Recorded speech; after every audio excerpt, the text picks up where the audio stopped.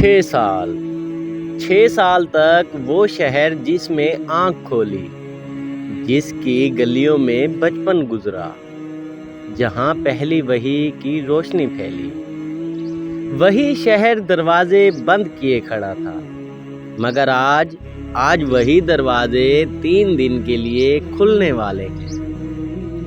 یہ کہانی ہے عمرات القضاء کی، وہ عمرہ جو صلح حدیبیہ کے وعدے کے تحت ادا کیا گیا۔ یہ صرف عبادت نہ تھی، یہ وقار کی واپسی تھی۔ سن 6 ہجری میں مسلمان احرام باندھ کر مکہ پہنچے تھے، مگر داخل نہ ہو سکے۔ دل ٹوٹے تھے، آنکھیں نم تھی، واپس مدینہ لوٹنا پڑا۔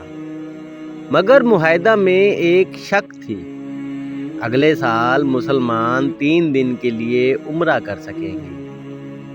یہ وعدہ تھا اور رسول اللہ صلی اللہ علیہ وسلم وعدہ نبھانے والے تھے۔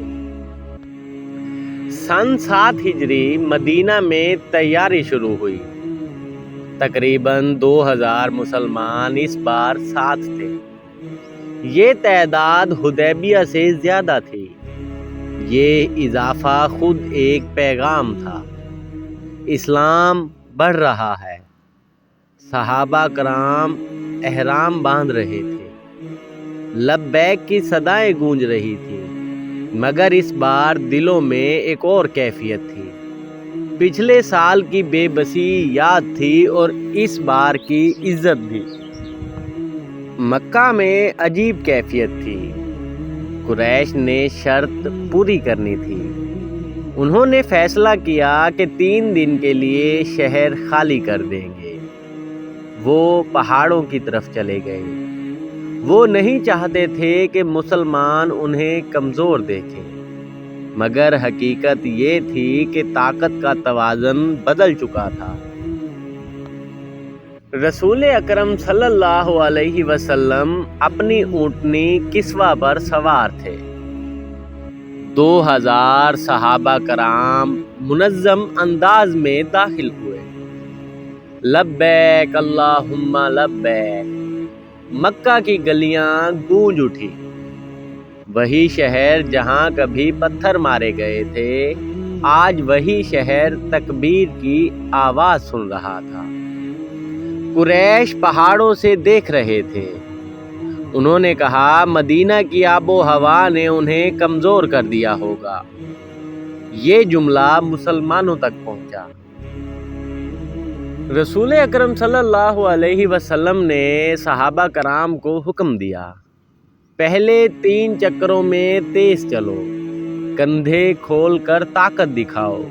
یہ تھا رمل، یہ عبادت بھی تھی اور نفسیاتی پیغام بھی۔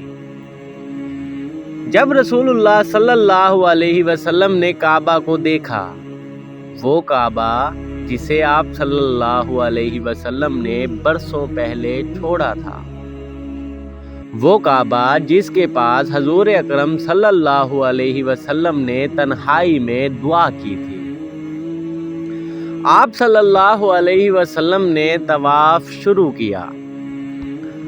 ہر چکر میں دل کی ایک کیفیت تھی۔ صحابہ بھی طواف کر رہے تھے، کچھ کی آنکھوں میں آنسو تھے۔ یہ صرف عبادت نہ تھی، یہ واپسی تھی، یہ عزت تھی، یہ صبر کا پھل تھا۔ سعی شروع ہوئی، صفا سے مروہ، حضرت ہاجرہ کی یاد تازہ ہوئی۔ دوڑ، تلاش، یقین، یہی تو مسلمانوں کی کہانی تھی۔ مکہ سے مدینہ، مدینہ سے خندق، حدیبیہ سے خیبر، ہر مرحلہ ایک سعی تھا، اور آج اس سعی کا ایک پڑاؤ مکمل ہو رہا تھا۔ تاریخ کا ایک عظیم لمحہ رسول اللہ صلی اللہ علیہ وسلم نے جب فرمایا بلال اذان دے۔ بلال ابن رباح کعبہ کی چھت پر چڑھے۔ وہی بلال جو کبھی مکہ کی ریت پر گھسیٹے گئے تھے، آج کعبہ کی چھت پر کھڑے اذان دے رہے تھے۔ اللہ اکبر کی آواز گونجی۔ قریش پہاڑوں پر کھڑے سن رہے تھے۔ کچھ کے دلوں میں آگ لگی، کچھ کے دلوں میں سوال پیدا ہوا اور کچھ کے دلوں میں پہلی بار ہلچل مچی۔ یہ منظر ایک خاموش دعوت تھا۔ مسلمان 3 دن مکہ میں رہے، عبادت کی، رشتہ داروں سے ملے، اخلاق دکھایا۔ کوئی انتقام نہیں، کوئی بدلہ نہیں، صرف وقار۔ 3 دن مکمل ہوئے۔ قریش نے یاد دہانی کرائی۔ رسول اکرم صلی اللہ علیہ وسلم معاہدے کی پاسداری کرتے ہوئے فوراً نکل گئے۔ یہ تھا اعلیٰ اخلاق۔ اسی موقع پر رسول اکرم صلی اللہ علیہ وسلم کا نکاح مریم بنت الحارث سے ہوا۔ یہ رشتہ بھی ایک حکمت تھا۔ مکہ کے قبائل کے ساتھ تعلق مضبوط ہوا۔ یہ صرف شخصی معاملہ نہ تھا، یہ ایک سماجی پیغام تھا۔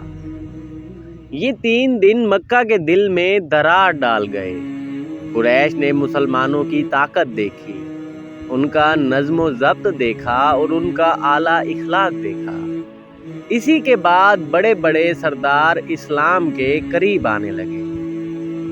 زیادہ عرصہ نہ گزرا، خالد بن ولید اور عمر بن عاص اسلام لے آئے۔ یہ عمرہ فتح مکہ کی تمہید تھا۔ عمرات القضاء ہمیں سکھاتی ہے کہ صبر کبھی ضائع نہیں جاتا۔ وعدہ پورا کرنا طاقت کی علامت ہے، اور جب انسان اللہ پر بھروسہ کرے تو بند دروازے بھی کھل جاتے ہیں۔